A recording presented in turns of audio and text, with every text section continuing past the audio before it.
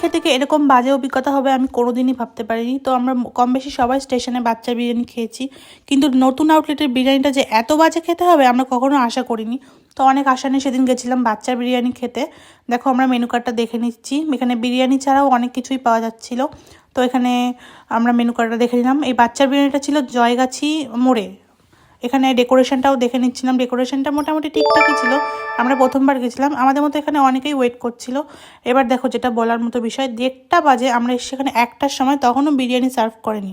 একটা রেস্টুরেন্টে ভালো 12টা থেকে মোটামুটি 12:30 থেকে রেস্টুরেন্টে বিরিয়ানি সার্ভ হয়ে যায়। এই দেখো আমাদের এখন অর্ডারটা নিয়ে এবার চলে গেল। এবার যাওয়ার 10 মিনিট পরে বিরিয়ানিটা আসলো। আমরা 4টে চিকেন বিরিয়ানি অর্ডার করেছিলাম।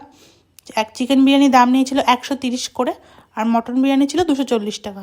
এবার যেটা বলার, কি খারাপ লাগলো দেখো, বিরিয়ানির আলুটা মোটামুটি ভালোই বড় ছিল, চিকেনটাও